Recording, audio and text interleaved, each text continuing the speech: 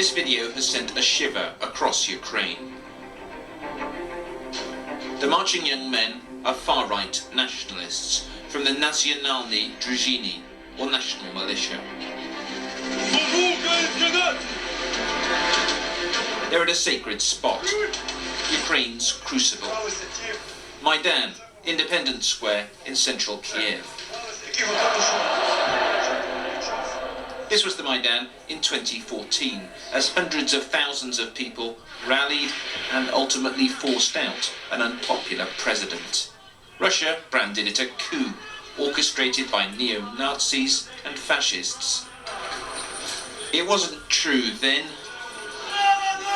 but 4 years on, Ukraine's far right is on the march, and there appears little appetite for stopping it. Are you from Kiev?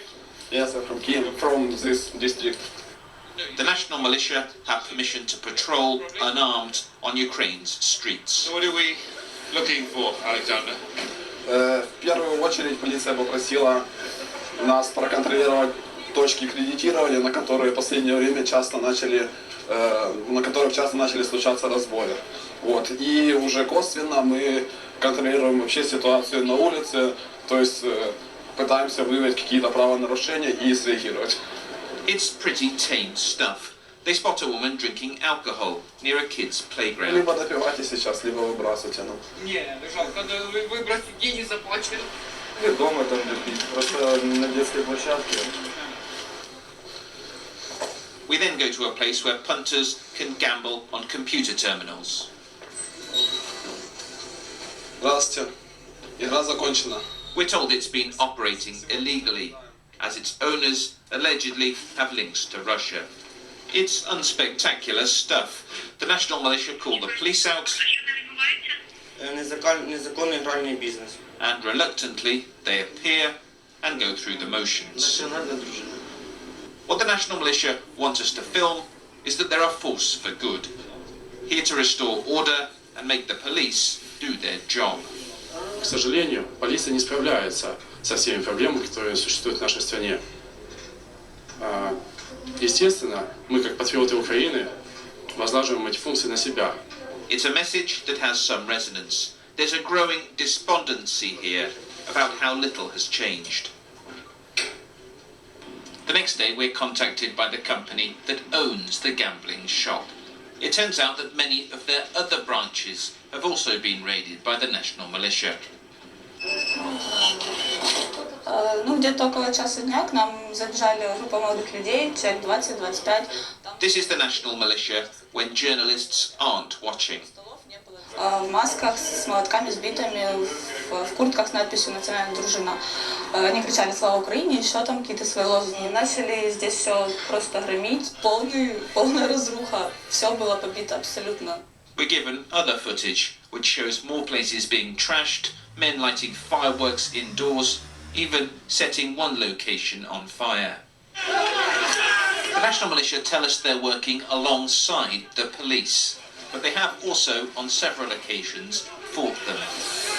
Here they brawled and used pepper spray on officers as they tried and failed to pressure a judge into keeping an allegedly corrupt politician in custody.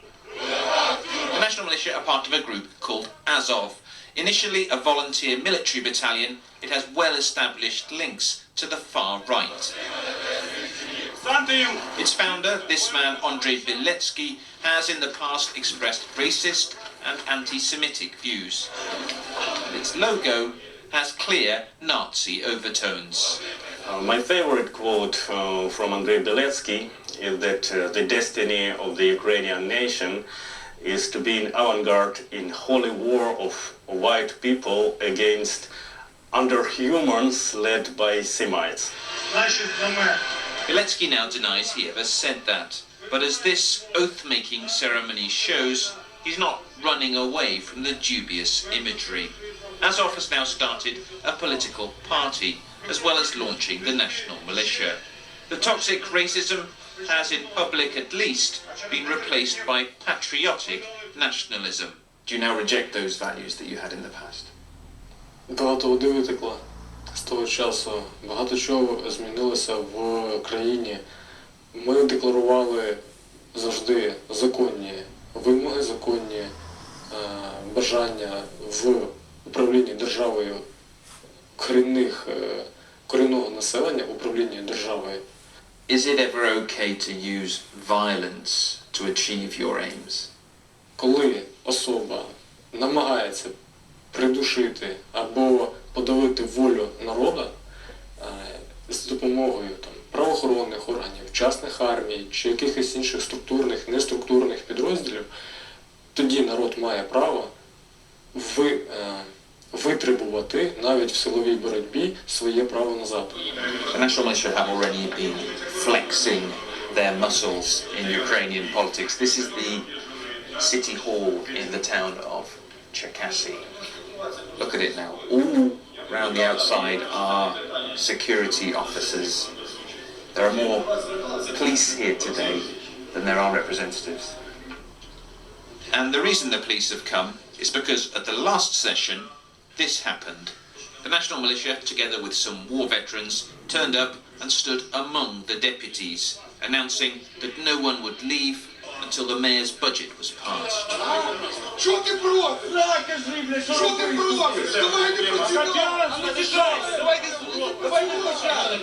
After some scuffles and angry exchanges,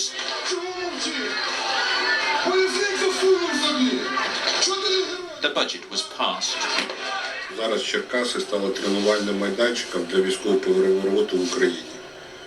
Alarmist? Perhaps, but many people, not just in Cherkasy, are wondering whether the national militia are being mobilized as part of a bigger political play.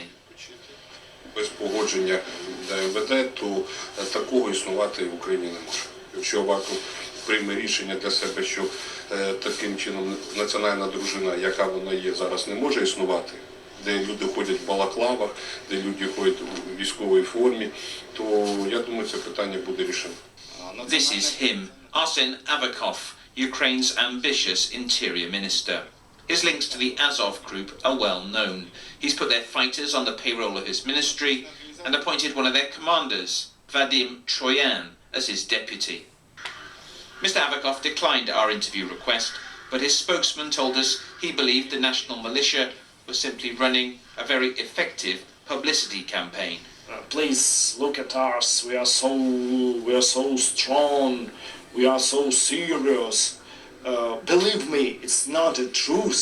If the groups are operating not going against the law. But they are going against the law.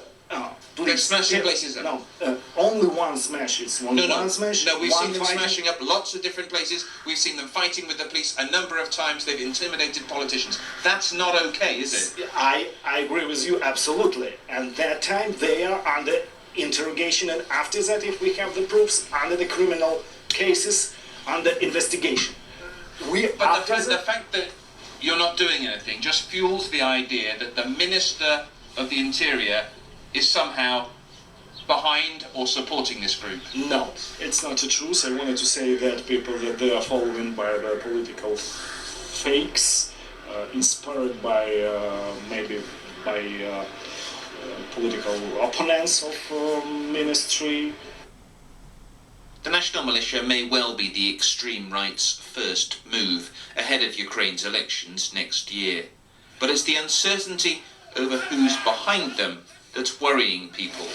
Confidence in politicians and the police here is low, and for whatever reason, the national militia appear to have been given the nod to act outside the law. Це абсолютний хаос. У нас немає на що спиратись. Наша країна розвалюється. У нас немає порядку. Тому ми і стоїмо на засадах безпосереднього порядку, українського порядку. Як історія, вона повторюється, якщо ми подивимося, що відбувалося в Германії там 37-39 рік, да, коли воно фашизм тоді піднімався, то в принципі можна, я б їх цим самим зрівняв. It's an apocalyptic warning, but it's a reminder that 4 years after Ukraine turned away from Russia towards Europe, the struggle for its soul is far from over. Makes you wonder where the BBC is now, hey?